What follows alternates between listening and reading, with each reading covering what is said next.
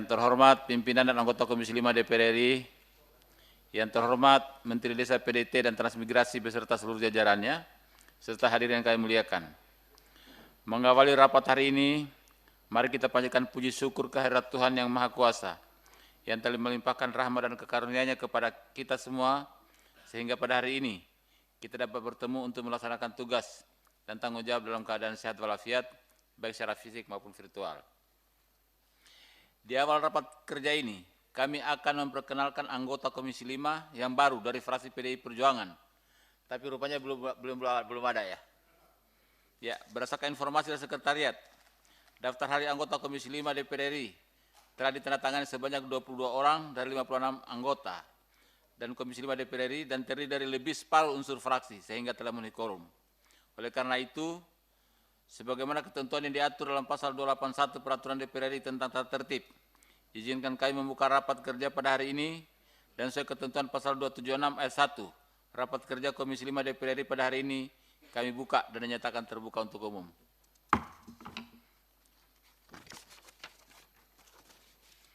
Terima kasih dan penghargaan kami sampaikan kepada Saudara Menteri Desa PDT dan Transmigrasi beserta seluruh jajarannya yang telah memenuhi undangan kami pada hari ini secara fisik untuk membahas evaluasi pelaksanaan APBN tahun anggaran 2022 dan penyerahan hasil kompilasi kunjungan kerja pada masa persidangan 1 tahun sidang 2022-2023 dan lain-lain. Pimpinan anggota Komisi 5 DPR RI dan Menteri serta hadirin yang kami hormati. Adapun hal yang menjadi catatan kami terkait evaluasi APBN tahun anggaran 2022 bahwa realisasi anggaran Kementerian Desa PDT dan Transmigrasi per 21 November 2022 adalah sebesar 70,71%. Jika dibandingkan tahun 2021, realisasi pada bulan November 2021 mencapai 75,50% dan pada akhir 2021 mencapai 95,41%.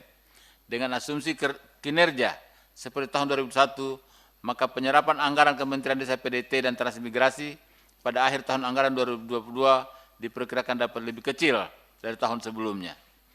Untuk itu, pada kesempatan rapat kerja ini, kami perlu mendapatkan penjelasan dari Kementerian Desa PDT dan Transmigrasi tentang upaya-upaya yang harus dilakukan agar penyerapan anggaran dapat ditingkatkan sesuai dengan target yang telah ditentukan. Selain itu, berdasarkan pelaksanaan fungsi pengawasan Komisi 5 DPR RI, terdapat beberapa isu strategis yang perlu mendapatkan perhatian dari Kementerian Desa PDT dan Transmigrasi antara lain. 1. Perlu meningkatkan sistem monitoring dan evaluasi yang rutin, serta melaksanakan koordinasi secara reguler untuk mempercepat realisasi anggaran di masing-masing unit kerja.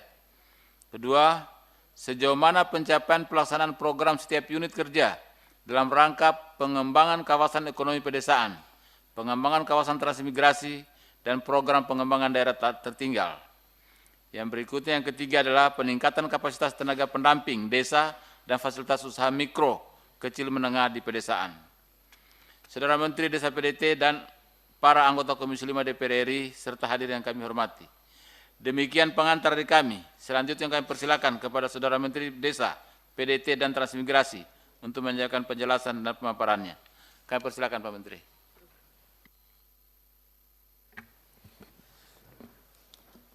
Assalamualaikum warahmatullahi wabarakatuh. Selamat pagi dan salam sejahtera untuk kita semua. Salam, Om Swastiastu, Namo Buddhaya, salam kebajikan. Yang kita hormati pimpinan sidang, pimpinan rapat, sekaligus juga pimpinan Komisi 5, para anggota Komisi 5 yang hadir, dan seluruh peserta rapat kerja yang kami hormati. Pertama, kami ucapkan terima kasih atas kesempatan yang diberikan oleh Komisi 5 untuk menyampaikan laporan evaluasi pelaksanaan APBN tahun 2022, sekaligus nanti kami juga akan menerima hasil kompilasi kunjungan kerja pada masa sidang pertama tahun 2022, tahun 2023. Pimpinan dan anggota Komisi 5 yang saya hormati, selanjutnya kami laporkan bahwa rincian pagu anggaran tahun 2022 Kementerian Desa, Pembangunan Daerah Tertinggal dan Transmigrasi sebesar 3,102 miliar 388.046 juta rupiah. Ini pagu awal. Kemudian terjadi penyesuaian. Pertama, penyesuaian karena automatic adjustment 175 miliar 546 juta 375.000 rupiah. Yang kedua, penyesuaian karena pergeseran antar UK1 dalam program yang sama. Yang pertama, pergeseran anggaran pinjaman luar negeri P3PD dari Ditjen PDB ke BPSDM untuk percepatan pelaksanaan P3PD di BPSDM sesuai no objection letter Bank Dunia sebesar 23 miliar 307 juta 272.000 rupiah. Yang kedua, pergeseran untuk pembuatan aplikasi JDIH berbasis mobile apps dari Setjen ke BPI sesuai rekomendasi Kominfo, Kemenpan RB, DJA sebesar 58.515.000. Selain penyesuaian karena automatic adjustment dan pergeseran antar UK1 dalam program yang sama, juga terjadi penyesuaian karena on top PHLN. Yang pertama, penambahan anggaran hibah luar negeri dari Bank Dunia untuk INAI pada Ditjen PDB sebesar 10.736.546.000 rupiah dengan program konvergensi stunting di desa. Yang kedua, penambahan anggaran hibah luar negeri dari IFAD untuk program tekad pada Ditjen PAI sebesar 3.515.762.000 rupiah, dukungan fasilitasi transformasi kampung terpadu di 5 provinsi, Papua, Papua Barat, NTT, Maluku, dan Maluku Utara. Kemudian juga ada penambahan anggaran pinjaman luar negeri dari Bank Dunia untuk program P3PD pada BPSDM sebesar 20 miliar 783.282.000 rupiah untuk peningkatan kapasitas pendamping desa. Kemudian yang berikutnya penambahan anggaran pinjaman luar negeri dari Bank Dunia untuk program P3PD pada BPI sebesar 16 miliar 82.143.000 rupiah fasilitasi kegiatan Smart Village. Jadi penyesuaian melalui on top PHLN sebesar 51 miliar 117.733.000 rupiah. Kemudian penyesuaian juga selain melalui automatic adjustment, pergeseran antar UK1 dalam program yang sama dan on top PHLN, juga ada penyesuaian melalui pemotongan anggaran sisa tukin 50% THR dan gaji 13 sebesar 9 miliar 483.422.000 rupiah. Sehingga pagu akhir, yang pertama pagu total masih termasuk automatic adjustment itu 3.144.022.357.000 rupiah. Sedangkan pagu efektif di luar automatic adjustment sebesar 2.945.475.982.000 rupiah. Bapak Ibu pimpinan dan anggota Komisi 5 yang saya hormati, sedangkan kronologi kebijakan automatic adjustment belanja KL tahun anggaran 2022 itu melalui 2 tahap. Yang pertama berdasarkan surat Menteri Keuangan nomor S108/MK02/2021 tertanggal 29 November hal automatic adjustment belanja KL tahun 2022 sebesar 5% pagu APBN rupiah murni total 137.711.002.000 rupiah. Kemudian kebijakan automatic adjustment yang kedua berdasarkan Surat Menteri Keuangan nomor S458 MK.02/2022 tanggal 23 Mei 2022 hal penambahan automatic adjustment belanja Kementerian Lembaga tahun anggaran 2022 untuk penambahan belanja subsidi yang besarannya lebih besar dari automatic adjustment yang pertama, yaitu Rp196.430.377.000 dengan bersumber dari dana rupiah murni, di luar belanja pegawai dan belanja barang operasional, di luar belanja anggaran pendidikan, di luar belanja Perlinsos PBI, Bansos PKH, Bansos Kartu Sembako, juga dapat mencakup belanja barang non-operasional yang belum dilakukan penandatangan kontrak per tanggal 25 Mei 2022 dan juga dapat mencakup belanja modal yang belum dilakukan penandatangan kontrak per tanggal 25 Mei 2022.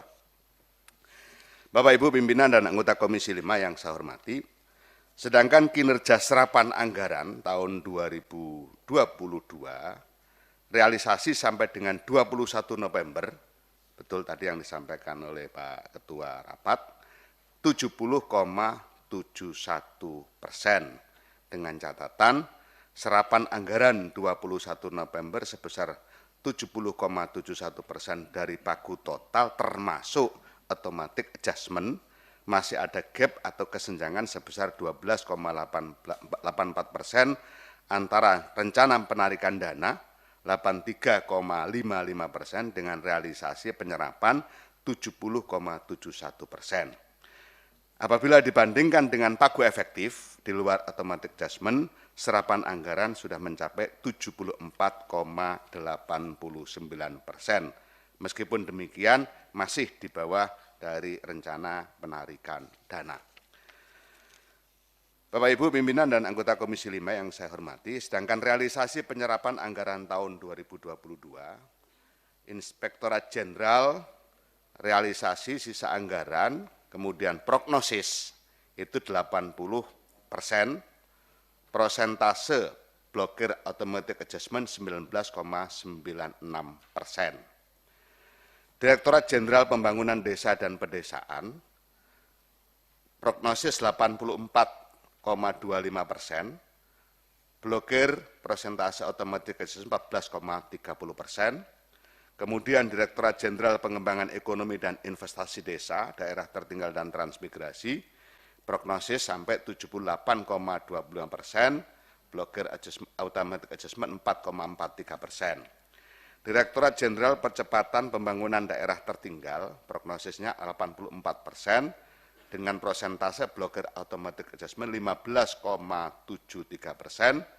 Direktorat Jenderal Pembangunan dan Pengembangan Kawasan Transmigrasi, prognosisnya 90%, ketika persentase dengan persentase blokir automatic adjustment 9,75%. Badan Pengembangan Sumber Daya Manusia dan Pemberdayaan Masyarakat Desa, Daerah Tertinggal dan Transmigrasi, prognosis serapan 95,56% dengan persentase blokir automatic adjustment 3,46%. Kemudian Sekretariat Jenderal, prognosis serapan 96,05%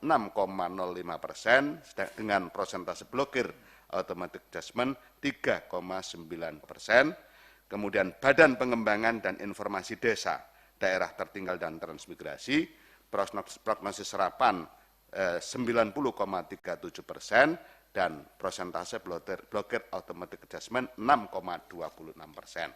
Sehingga prognosis serapan pada akhir tahun anggaran 2022 serapannya sebesar 91,81%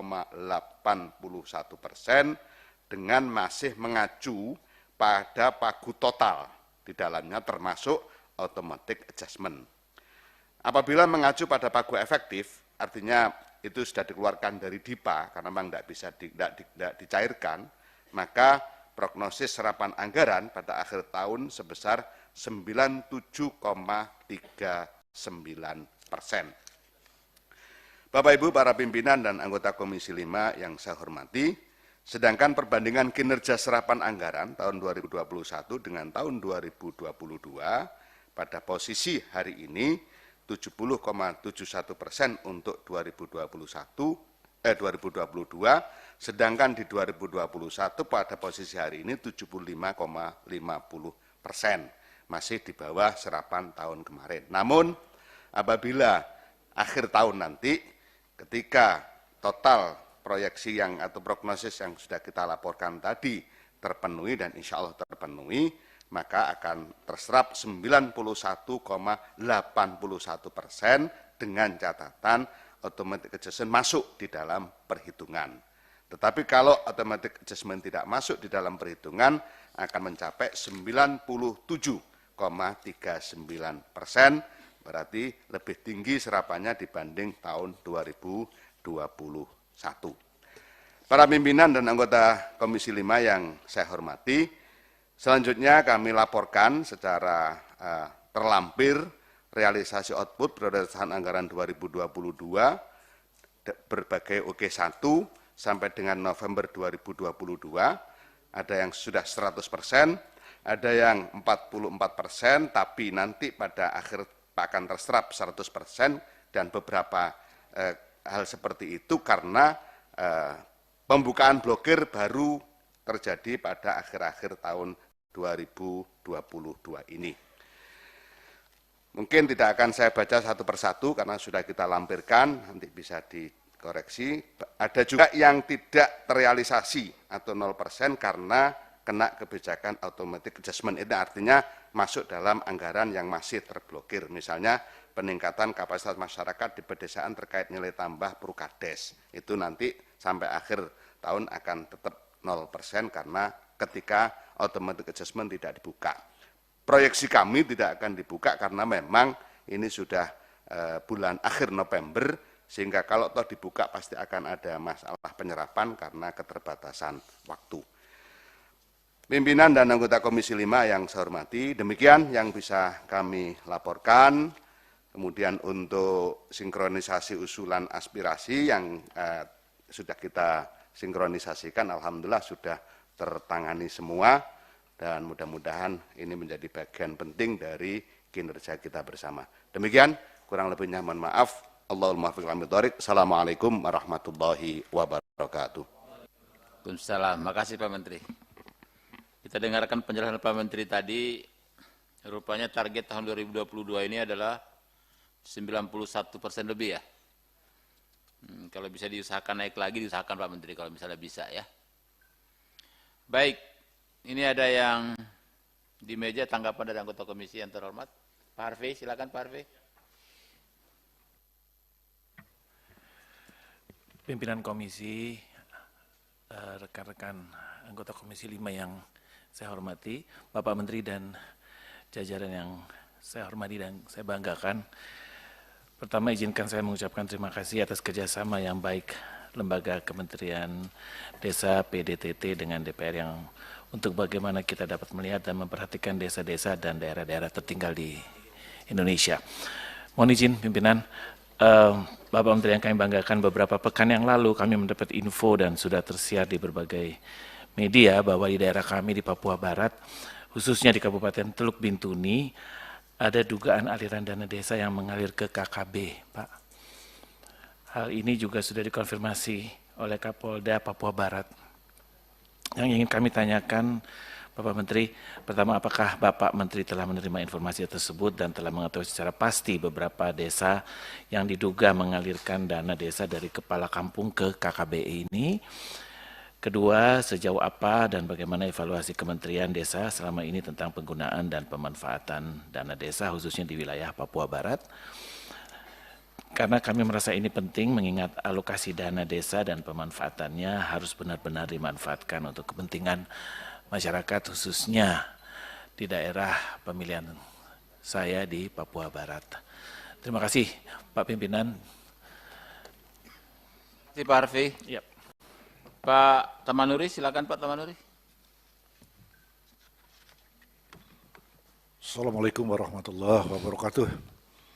Yang terhormat Pak Pimpinan, yang kami banggakan Pak Menteri, Pak Sestama, dan Bapak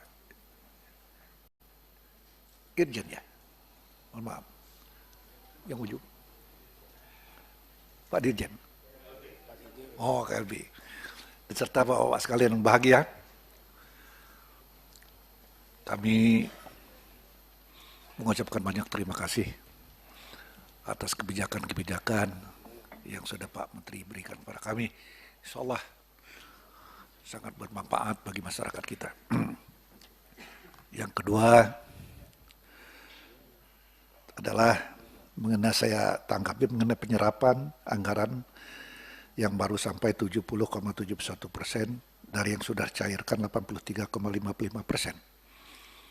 Ini ada satu kesenjangan, jadi kami mengharapkan satu penjelasan kenapa sampai ada kesenjangan seperti ini. Yang tentu harapan kita, harapan Bapak nanti pada akhirnya bisa mencapai 91,81%. Kemudian juga saya melihat tadi ada sisa tukin 50% dan gaji 13. Kenapa jadi bisa begitu ya? Tukin bisa yang jadi harapan daripada pegawai kita, bahkan ada sisa. Nah ini mohon penjelasan. Kemudian saya baca di sudah berapa kali Kota Merdeka bahwa Bapak sangat antusias untuk memperjuangkan masa kerja kepala desa menjadi 9 tahun. Memang ada baiknya dan ada enggak baiknya. Masa 9 tahun ini kalau digunakan oleh kepala-kepala desa yang berleha-leha, itu tidak ada manfaat sama sekali. Tapi kalau kepala desanya betul-betul bekerja, ini banyak manfaatnya. Dan menurut saya, justru banyak yang tidak bermanfaat. Karena apa? Karena mereka tidak dikejar oleh masa kerja mereka. Dan kita lihat juga, kan Pak Bupati, Pak Wali Kota 5 tahun. Pak Gubernur 5 tahun, Pak Menteri 5 tahun, Pak Presiden 5 tahun. Nah ini, kemudian penjelasan Bapak bahwa justru kalau dia sampai 9 tahun ini, maka hasil yang bisa dikerjakan, kinerja mereka bisa maksimal. Saya sependapat aja Pak, tapi ini tidak semua kepala desa kita ini yang mempunyai pikiran-pikiran atau niat yang baik.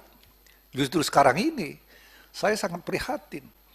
Gaji mereka yang 2.500, 2,5 juta sampai 2.600.000 itu banyak diambilkan bank. Jadi gimana lagi mereka mau makan ini? Kalau diambilkan bank selama 6 tahun, 2,5 juta. Itu di Lampung seperti itu. Jadi ini kalau harapan saya adalah supaya Bapak bisa membuatkan satu edaran, janganlah mereka yang ngambil bank gaji mereka itu. Karena itu berdampak yang kurang baik nanti. Karena tidak adanya gaji mereka akan berpikir lain-lain. Semua adalah mereka akan gunakan supaya mereka bisa melanjutkan kehidupan mereka. Nah yang lain juga Pak, sekarang ini kan ada dilema bahwa masa kerjanya perangkat desa, kadus, KUR dan kepala RT itu adalah masa kerja umur. Jadi umur 60 tahun. Sedangkan kepala desanya umurnya masa kerjanya 6 tahun. Nah jadi ini kan tidak seimbang. Kalau pas kepala desanya nanti yang terpilih itu tidak dapat dukungan waktu pemilihan dari para kepala dusun dan kepala RT ini atau KUR-KUR ini, maka tentu waktu mereka melaksanakan tugas itu tidak akan sejalan. Nah bagaimana ini saya harapkan kepada Bapak supaya kiranya bisa kita pikirkan untuk merubah undang-undang kita ini, disamakanlah masa kerjanya. Kadus juga, KUR juga, 6 tahun juga sesuai dengan masa kerja kepala desa. Supaya seimbang dia. Kalau enggak, nanti ya nggak semuanya cocok sama kepala desa itu, yang perangkatnya di bawah itu. Nah kalau nggak cocok, ini yang jadi masalah Pak. Jadi dia mencari-cari kesalahan kepala desanya untuk dijatuhkan, sehingga menghambat jalannya roda pemerintahan. Terima kasih. Assalamualaikum warahmatullahi wabarakatuh.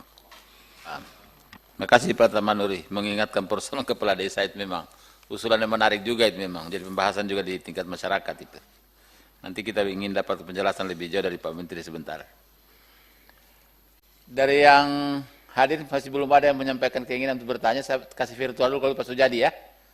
Pak Sujadi duluan. Pak Sujadi dari virtual, silakan Pak Sujadi. Silakan senior.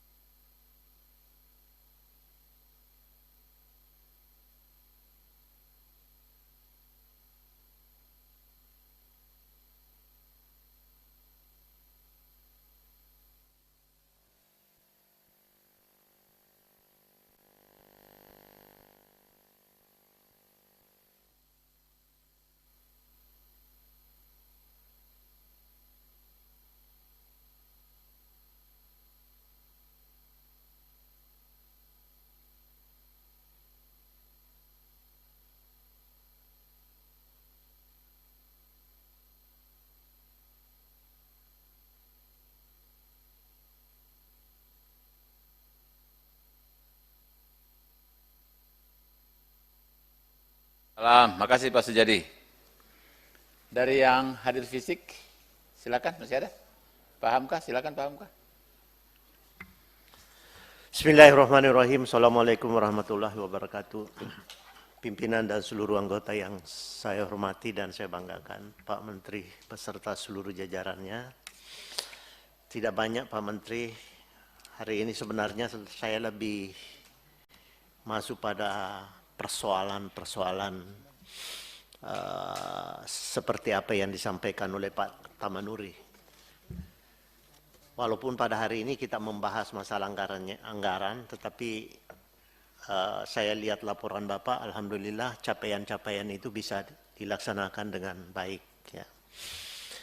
Yang ingin saya titipkan kepada Pak Menteri dan seluruh jajaran, evaluasi secara keseluruhan mengenai badan usaha milik desa.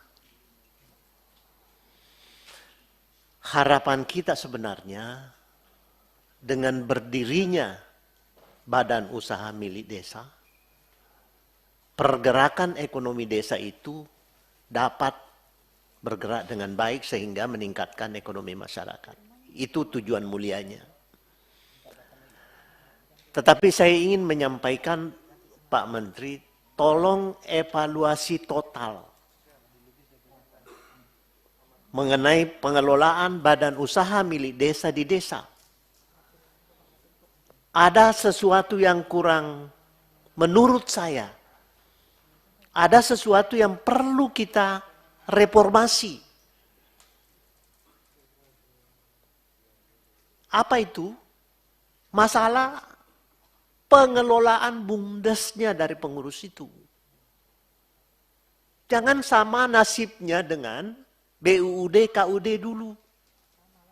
Padahal badan usaha milik desa, kita mengharapkan adanya lembaga ekonomi yang definitif di desa. Badan hukum sudah, kerja keras Ibu Dirjen dengan badan hukum badan usaha milik desa sudah, dibantu dengan stimulan dari Kementerian Desa sudah, menggunakan dana desa juga sudah dilakukan. Tapi apa yang terjadi, khususnya saya fokus mengenai masalah simpan pinjam. Pengalaman yang lalu, di koperasi atau KBUD, BUUD, KUD dulu, yang menyebabkan kehancuran badan usaha itu karena simpan pinjam itu tidak kembali-kembali. Ayo kita pikirkan ini, sayang ini sebelum terlambat, Pak Menteri. Oleh karena itu saya ingin menitipkan ini agar supaya semua pengelola BUMDes itu betul-betul orang yang mengerti, paham terhadap persoalan bisnis. Bukan hanya keluarga kepala desa, bukan kawan kepala desa, tapi pengelolaan itu adalah pengelolaan secara bisnis. Ini sebenarnya saya ingin sampaikan ini pada saat kita membahas masalah pengawasan, tetapi tapi ini saya warning saja, nanti kita bahas dan telaah dengan matang, dengan baik. Kasihan uang Pak. Sudah ada beberapa badan usaha milik desa, modalnya itu sampai 300 juta Pak, 305, bahkan mungkin lebih. Ada. Semua itu menggunakan dana desa. Nah oleh karena itu Bapak Menteri dan seluruh jajaran utamanya yang pengelolaan BUMDes ini, ayo kita mereformasi itu Pak. Bikin aturan, bikin petunjuk teknis yang lebih baik, dan pengelolanya harus dididik sedemikian rupa. Agar supaya BUMDes itu bergerak secara bisnis dan mencapai hasil yang baik. Saya kira itu saja bahan saya pada hari ini Pak Menteri. Yang lain-lainnya alhamdulillah normal-normal saja. Sisa 1,5 bulan lagi akhir tahun anggaran. Mari manfaatkan semua anggaran ini dengan optimal sehingga bisa kita selesaikan pekerjaan dari sisi budgetingnya tahun 2022 ini dengan baik. Saya kira itu saja pimpinan yang bisa saya sampaikan. Terima kasih. Assalamualaikum warahmatullahi wabarakatuh. Salam. Makasih Pak Hamka. Bu Chen ada? Pas. Pak Ilham? Silakan Pak Ilham. Ya, terima kasih pimpinan. Assalamualaikum warahmatullahi wabarakatuh. Pak Menteri yang terhormat, saya lihat berdasarkan bahan yang disampaikan bahwa realisasi Kementerian Desa sampai dengan 21 November sebesar 70,71%,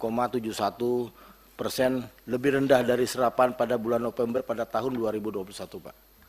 Ini tentu berpengaruh pada prognosis penyerapan sampai Desember 2022 yang hanya 91,81%. Tetapi pada kesempatan ini kami memberikan apresiasi atas kinerja keras terhadap anggaran kita yang dapat maksimal. anggaran Kemendes terbilang kecil, yang hanya 2,9 triliun, terutama di wilayah transmigrasi, untuk dapat diperhatikan agar terwujudnya wilayah baru, Pak, yang berkembang dan mandiri sesuai cita-cita Bapak Presiden. Mungkin saya pimpinan. Assalamualaikum warahmatullahi wabarakatuh. Salam, makasih. Pak Bob Andika, ada pertanyaan? Pak Ruslan? Pas. Bu Sri? Hah? Mau ditunggu berapa menit? Saya dulu kalau begitu ya, baru Bu Sri yang terakhir. Karena Bu Sri baru sampai memang. Pak Menteri, saya juga ingin memperdalam ini, persoalan kepala desa ini. Yang 9 tahun usulan Pak Menteri. Di desa itu, di setiap pemilihan sebenarnya adalah mulai menarik sekarang Pak Menteri. Mulai menarik perhatian. Karena banyak kaum muda yang mulai tertarik. Banyak kaum muda yang mulai tertarik untuk menjadi kepala desa.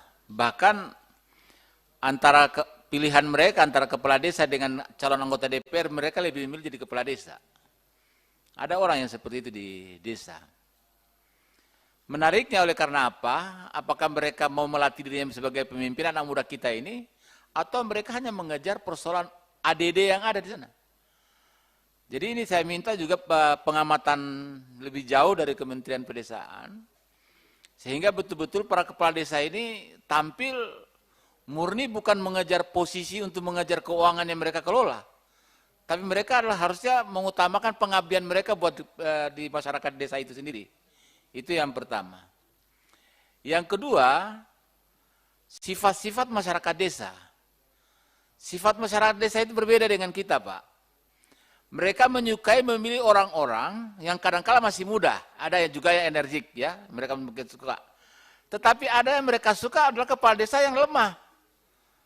Kenapa yang lemah dia suka? Karena dia pikir orang-orang yang lemah itu dia semaunya masyarakat mengarahkan kepada kepala desa itu sendiri. Nah kalau umurnya tadi seperti Pak Sujadi sampai 70 tahun, 78 tahun misalnya, memang juga menjadi perhatian, menjadi apa namanya, kita harus menjadi perhatian khusus. Karena dia memilih kepala desa bukan bagaimana desa agar maju. Masyarakat memilih kepala desa itu bukan karena desanya maju, tetapi bagaimana cara memilih kepala desanya agar kepala desanya mau ikut maunya, dapat raskin lah, dapat apalah misalnya, kebijakan-kebijakan kepala desa yang semau hatinya masyarakat mau mengarahkan kepala desanya. Bukan dari cara berpikir kepala desanya ingin mengembangkan desanya. Apa yang saya ingin sampaikan dalam penyampaian ini Pak Menteri adalah, mungkin kita butuh satu lembaga kajian atau teknik kajian dari Kementerian Pedesaan untuk memantau ini.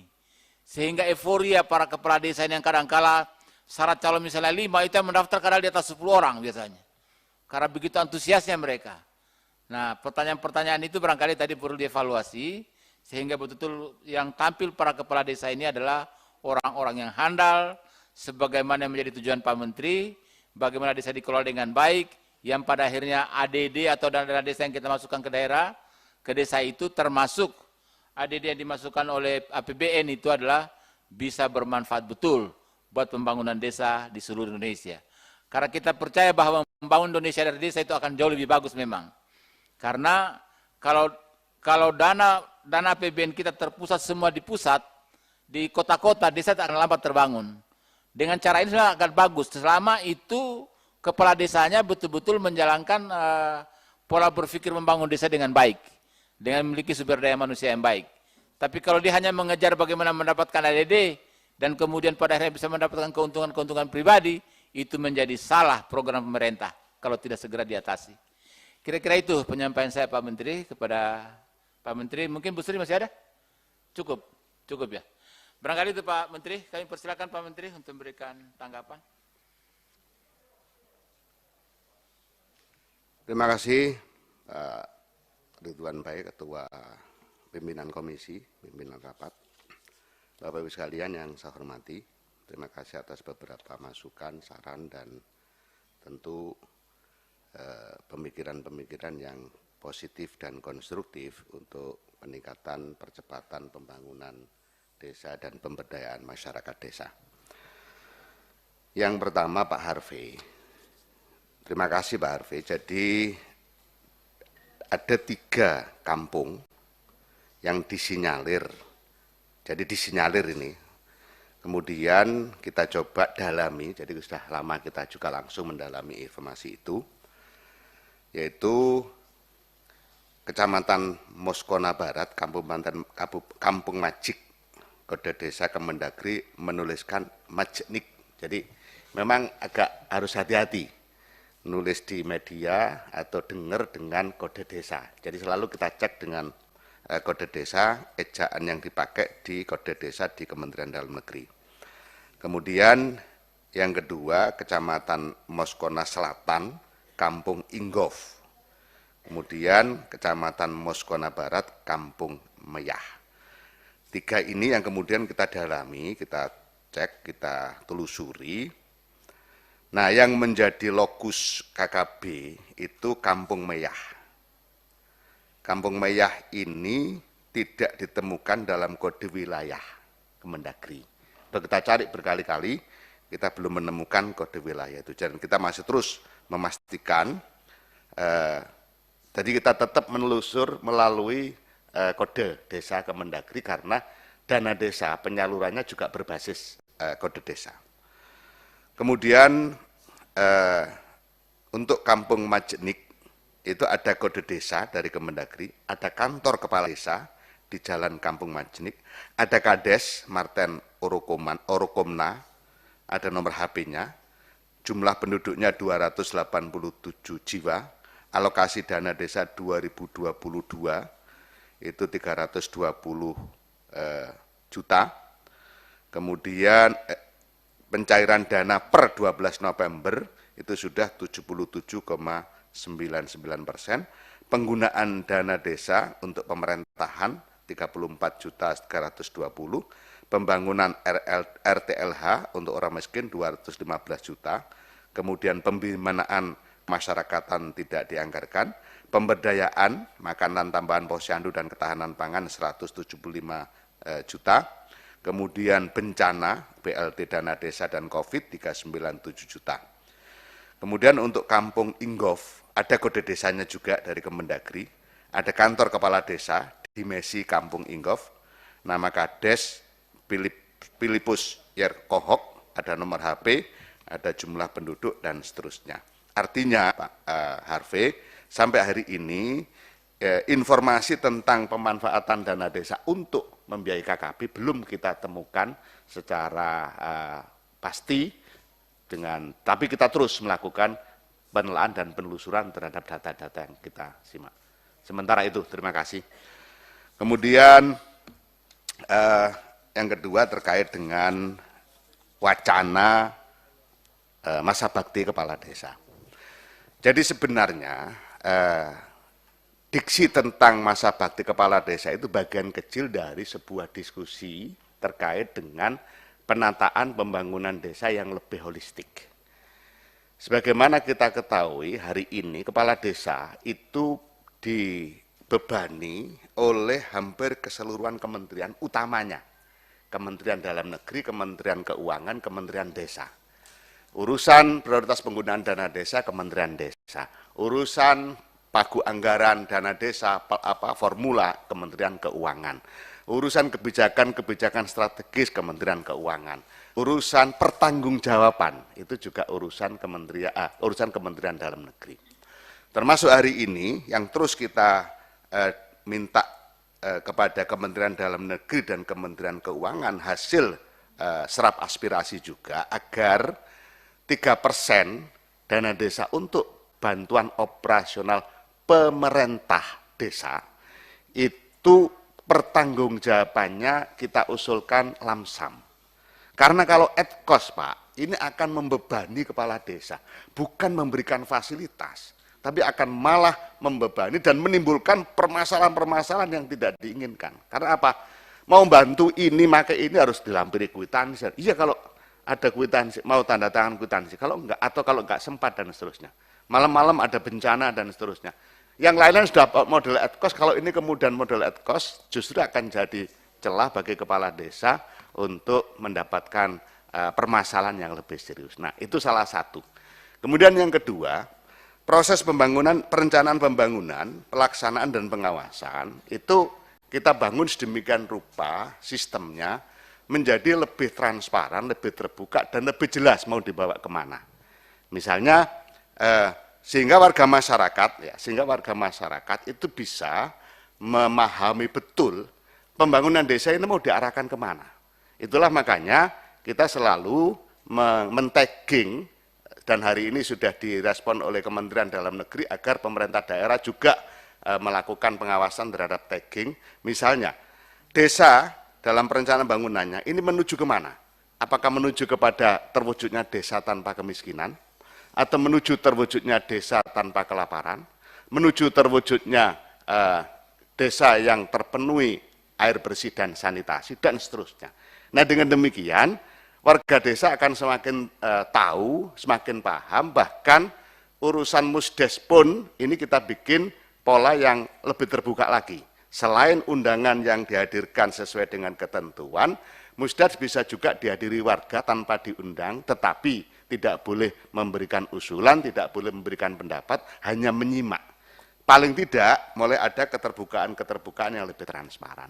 Nah, termasuk kemudian dari diskusi hasil pertemuan dengan kepala desa, mereka mengusulkan agar ada review terhadap masa bakti kepala desa yang sekarang 6 tahun, yang dinarasikan bahwa 2 tahun pertama, nah ini narasinya kepala desa, 2 tahun pertama itu menyelesaikan friksi, konflik, karena konflik pilkades itu jauh lebih mengkristal daripada konflik friksi dari pilkada, baik bupati maupun gubernur maupun pilpres.